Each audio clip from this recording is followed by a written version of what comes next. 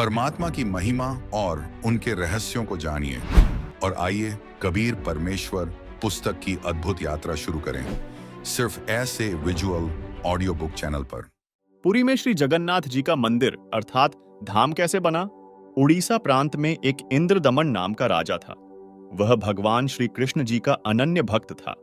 एक रात्रि को श्री कृष्ण जी ने राजा को स्वप्न में दर्शन देकर कहा कि जगन्नाथ नाम से मेरा एक मंदिर बनवा दे। श्री कृष्ण जी ने यह भी कहा था कि इस मंदिर में मूर्ति पूजा नहीं करनी है, केवल एक संत छोड़ना है जो दर्शकों को पवित्र गीता अनुसार ज्ञान प्रचार करे। समुद्र तट पर वह स्थान भी दिखाया जहां मंदिर बनाना था। सुबह उठकर राजा इंद्रदमन ने अपनी पत्नी को बताया कि आज रात्रि को भगवान श्री कृष्ण जी दिखाई दिए।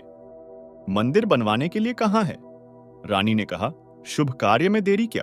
सर्व संपत्ति उन्हीं की दी हुई है, उन्हीं को समर्पित करने में क्या सोचना है?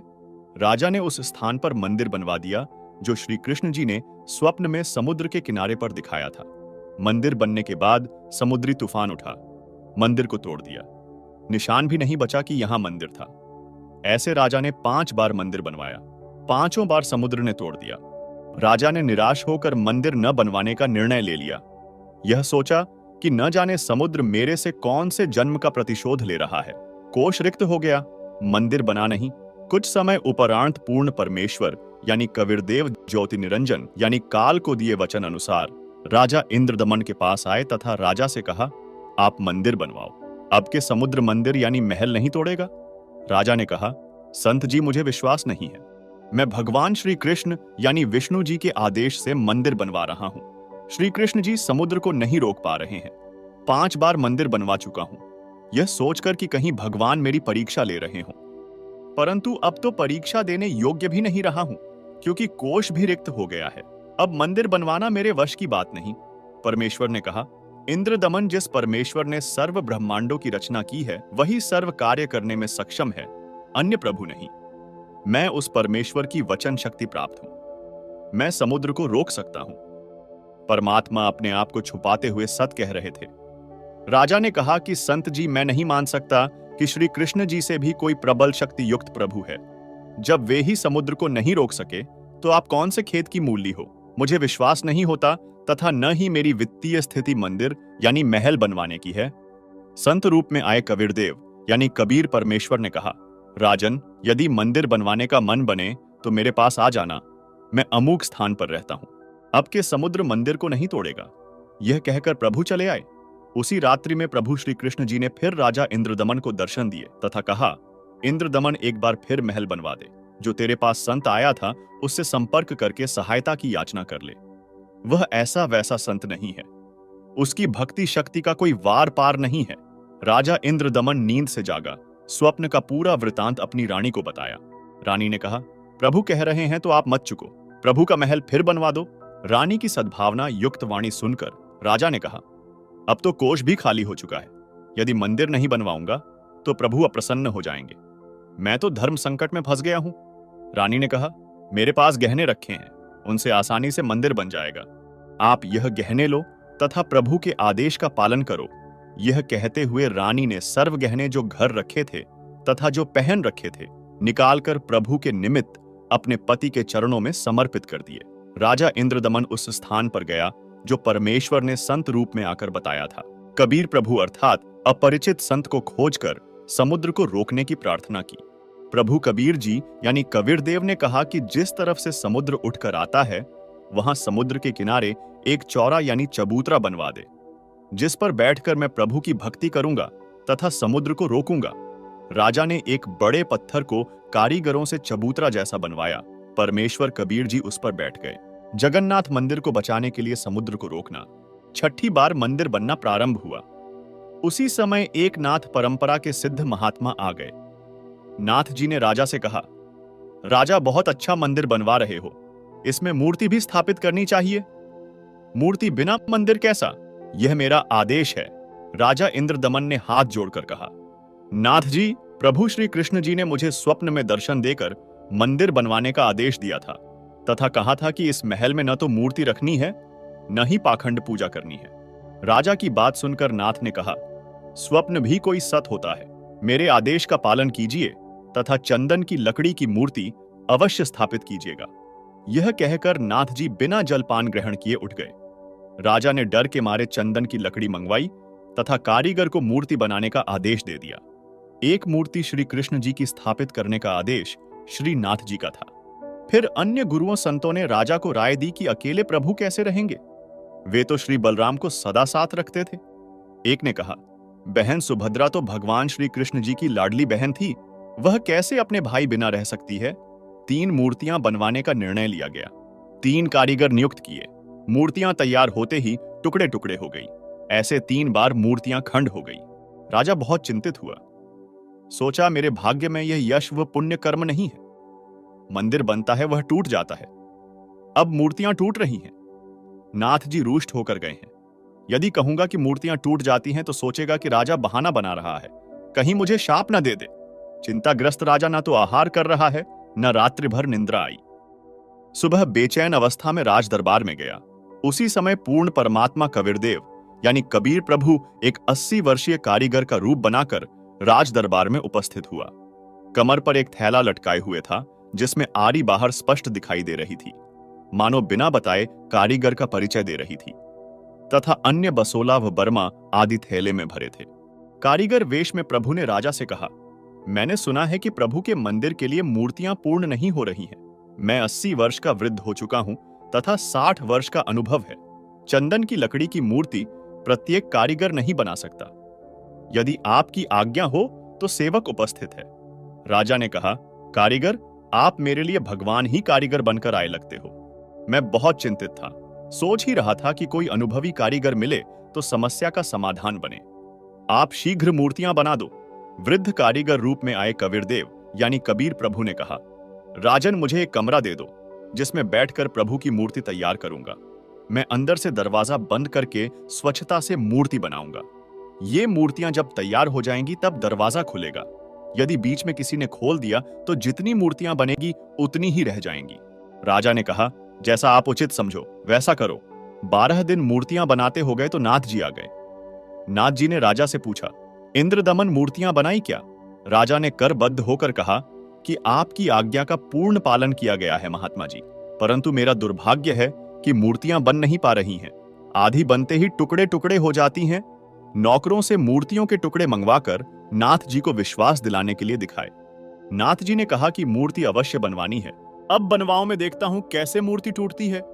राजा ने कहा, नाथ जी, प्रयत्न किया जा रहा है। प्रभु का भेजा एक अनुभवी 80 वर्षीय कारीगर बंद कमरे में मूर्ति बना रहा है। उसने कहा है कि मूर्तियां बन जाने पर मैं अपने आप द्वार खोल दूंगा।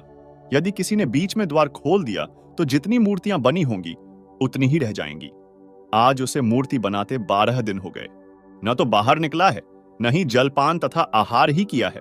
नाथ जी ने कहा कि मूर्तियां देखनी चाहिए, कैसी बना रहा है, बनने के बाद क्या देखना है, ठीक नहीं बनी होंगी तो ठीक बनाएंगे। यह कहकर नाथ जी राजा इंद्रदमन को साथ लेकर उस कमरे के सामने गए जहां मूर्ति बनाई जा रही थी, तथा आवाज लगाई, कारीगर द्वार खोलो। कई बार कहा, परंतु द्वार नहीं खुला तथा जो खटखट की आवाज आ रही थी वह भी बंद हो गई। नाथ जी ने कहा कि 80 वर्षीय वृद्ध बता रहे हो, 12 दिन खाना पीना भी नहीं किया है, अब आवाज भी बंद है, कहीं मर न गया हो। धक्का मारकर दरवाजा तोड़ दिया। देखा तो 3 मूर्तियां रखी थीं। तीनों के हाथ के व पैरों के पंजे नहीं बने थे। कारीगर अंतर्ध्यान था। मंदिर बनकर तैयार हो गया और चारा न देखकर अपने हट पर अड़िग नाथ जी ने कहा, ऐसी ही मूर्तियों को स्थापित कर दो, हो सकता है प्रभु को यही स्वीकार हो। लगता है श्री कृष्ण ही स्वयं मूर्तियां बनाकर गए हैं। मुख्य पांडे ने शुभ मुहूर्त निकालकर अगले दिन ही मूर्तियों की स्थापना कर दी। सर्व पांडे तथा मुख्य पांडव राजा तथा सैनिक व श्रद्धालु मूर्तियों में प्राण स्थापना करने के लिए चल पड़े। पूर्ण परमेश्वर यानी कबीरदेव एक शूद्र का रूप धारण करके मंदिर के मुख्य द्वार के मध्य में मंदिर की ओर मुख करके खड़े हो गए। ऐसी लीला कर रहे थे मानो उनको ज्ञान ही न हो कि पीछे से प्रभु की प्राण स्थापना की सेना आ रही है। आगे आगे मुख्य पांडा चल रहा था। परमेश्वर फिर भी द्वार के मध्य में ही खड़े रहे। निकट आकर मुख्य पांडे ने शूद्र रूप में खड़े परमेश्वर को ऐसा धक्का मारा कि दूर जाकर गिरे तथा एकांत स्थान पर शूद्र लीला करते हुए बैठ गए। राजा सहित सर्व श्रद्धालुओं ने मंदिर के अंदर जाकर देखा तो सर्व मूर्तियां उसी द्वार पर खड़े शुद्र रूप परमेश्वर का रूप धारण किए हुए थी। इस कौतुक को देखकर उपस्थित व्यक्ति अचंभित हो गए। मुख्य पांडा कहने लगा, प्रभु क्षुब्ध हो गया है, क्योंकि मुख्य द्वार को उस शूद्र ने अशुद्ध कर दिया है, इसलिए सर्व मूर्तियों ने शुद्र रूप धारण कर लिया है। बड़ा अनिष्ट हो गया है। कुछ समय उपरांत मूर्तियों का वास्तविक रूप हो गया। गंगा जल से कई बार स्वच्छ करके प्राण स्थापना की गई। कबीरदेव ने कहा, अज्ञानता व पाखंडवाद की चरम सीमा देखें। कारीगर मूर्ति का भगवान बनाता है, फिर पुजारी या अन्य संत उस मूर्ति रूपी प्रभु में प्राण डालता है, अर्थात प्रभु को जीवन दान देता है, तब वह मिट्टी या लकड़ी का प्रभु कार्य सिद्ध करता है। वाह रे पाखंडियों, खूब मूर्ख बनाया प्रभु प्रेमी आत्माओं को। मूर्ति स्थापना हो जाने के कुछ दिन पश्चात लगभग 40 फुट ऊंचा समुद्र का जल उठा, जिसे समुद्री तूफान कहते हैं, तथा बहुत वेग से मंदिर की ओर चला। सामने कबीर परमेश्वर चौरा यानी चबूतरे पर बैठे थे। अपना एक हाथ उठाया जैसे आशीर्वाद देते हैं। समुद्र उठा का उठा रह गया तथा पर्वत की तरह खड़ा रहा, आगे नहीं बढ़ सका। विप्र रूप बनाकर समुद्र आया तथा चबूतरे पर बैठे प्रभु से कहा कि भगवान, आप मुझे रास्ता दे दो, मैं मंदिर तोड़ने जाऊंगा। प्रभु ने कहा कि यह मंदिर नहीं है, यह तो महल यानी आश्रम है। इसमें विद्वान पुरुष रहा करेगा तथा पवित्र गीता जी का ज्ञान दिया करेगा। आपका इसको विध्वंस करना शोभा नहीं देता। समुद्र ने कहा कि मैं इसे अवश्य तोड़ूंगा। प्रभु ने कहा कि जाओ, कौन रोकता है। समुद्र ने कहा कि मैं विवश हो गया हूं, आपकी शक्ति अपार है, मुझे रास्ता दे दो प्रभु। परमेश्वर कबीर साहेब जी ने पूछा कि आप ऐसा क्यों कर रहे हो। विप्र रूप में उपस्थित समुद्र ने कहा कि जब यह श्री कृष्ण जी त्रेता युग में श्री रामचंद्र रूप में आया था, तब इसने मुझे अग्नि बाण दिखाकर बुरा भला कहकर अपमानित करके रास्ता मांगा था। मैं वह प्रतिशोध लेने जा रहा हूं। परमेश्वर कबीर जी ने कहा कि प्रतिशोध तो आप पहले ही ले चुके हो, आपने द्वारिका को डूबो रखा है। समुद्र ने कहा कि अभी पूर्ण नहीं डूबा पाया हूं, आधी रहती है। वह भी कोई प्रबल शक्ति युक्त संत सामने आ गया था, जिस कारण से मैं द्वारिका को पूर्ण रूपेण नहीं समा पाया। अब भी कोशिश करता हूं तो उधर नहीं जा पा रहा हूं, उधर से मुझे बांध रखा है। तब परमेश्वर कबीर यानी कबीरदेव ने कहा, वहां भी मैं ही पहुंचा था, मैंने ही वह अवशेष बचाया था। अब जा शेष बची द्वारिका को भी निगल ले, परंतु उस यादगार को छोड़ देना जहां श्री कृष्ण जी के शरीर का अंतिम संस्कार किया गया था। श्री कृष्ण जी के अंतिम संस्कार स्थल पर बहुत बड़ा मंदिर बना दिया गया। यह यादगार प्रमाण बना रहेगा कि वास्तव में श्री कृष्ण जी की मृत्यु हुई थी तथा पंच भौतिक शरीर छोड़ गए थे। नहीं तो आने वाले समय में कहेंगे कि श्री कृष्ण जी की तो मृत्यु ही नहीं हुई थी। आज्ञा प्राप्त कर शेष द्वारिका को भी समुद्र ने डूबो लिया। परमेश्वर कबीर जी यानी कबीरदेव ने कहा, अब आप आगे से कभी भी इस जगन्नाथ मंदिर को तोड़ने का प्रयत्न नहीं करना तथा इस महल से दूर चला जा। ऐसी आज्ञा प्रभु की मानकर प्रणाम करके मंदिर से दूर लगभग 1.5 किलोमीटर हट गया। ऐसे श्री जगन्नाथ जी का मंदिर अर्थात धाम स्थापित हुआ। श्री जगन्नाथ के मंदिर में छुआछात प्रारंभ से ही नहीं है। कुछ दिन पश्चात जिस पांडे ने प्रभु कबीर जी को शुद्र रूप में धक्का मारा था, उसको कुष्ठ रोग हो गया। सर्व औषधि करने पर भी स्वस्थ नहीं हुआ। कुष्ठ रोग का कष्ट अधिक से अधिक बढ़ता ही चला गया। सर्व उपासनाएं भी की, श्री जगन्नाथ जी से रो रो कर संकट निवारण के लिए प्रार्थना की, परंतु सर्व निष्फल रही। स्वप्न में श्री कृष्ण जी ने दर्शन दिए तथा कहा, पांडे, उस संत के चरण धोकर चरणामत पान कर जिसको तूने मंदिर के मुख्य द्वार पर धक्का मारा था, तब उसके आशीर्वाद से तेरा कुष्ठ रोग ठीक हो सकता है, यदि उसने तुझे हृदय से क्षमा किया तो, अन्यथा नहीं। मरता क्या नहीं करता। वह मुख्य पांडा सवेरे उठा, कई सहयोगी पांडों को साथ लेकर उस स्थान पर गया जहां पर प्रभु कबीर शूद्र रूप में विराजमान थे। ज्यों ही पांडा प्रभु के निकट आया तो परमेश्वर उठकर चल पड़े तथा कहा, हे पांडा, मैं तो अछूत हूं, मेरे से दूर रहना, कहीं आप अपवित्र न हो जाएं। पांडा निकट पहुंचा, परमेश्वर और आगे चल पड़े। तब पांडा फूट फूट कर रोने लगा तथा कहा, परवरदिगार मेरा दोष क्षमा कर दो। तब दयालु प्रभु रुक गए। पांडे ने आदर के साथ एक स्वच्छ वस्त्र जमीन पर बिछाकर प्रभु को बैठने की प्रार्थना की। प्रभु उस वस्त्र पर बैठ गए। तब उस पांडे ने स्वयं चरण धोए तथा चरणामत को पात्र में वापस डाल लिया। प्रभु कबीर जी ने कहा, पांडे 40 दिन तक इसे पीना भी तथा स्नान करने वाले जल में कुछ डालकर स्नान करते रहना। 40वें दिन तेरा कुष्ठ रोग समाप्त होगा। तथा कहा कि भविष्य में भी इस जगन्नाथ जी के मंदिर में किसी ने छुआछात किया तो उसको भी दंड मिलेगा। सर्व उपस्थित व्यक्तियों ने वचन किए कि आज के बाद इस पवित्र स्थान पर कोई छुआछात नहीं की जाएगी। विचार करें, हिंदुस्तान का एक ही मंदिर ऐसा है जिसमें प्रारंभ से ही छुआछात नहीं रही है। मुझदास यानी रामपाल दास को भी उस स्थान को देखने का अवसर प्राप्त हुआ। कई सेवकों के साथ उस स्थल को देखने के लिए गया था कि कुछ प्रमाण प्राप्त करूं। वहां पर सर्व प्रमाण आज भी साक्षी मिले।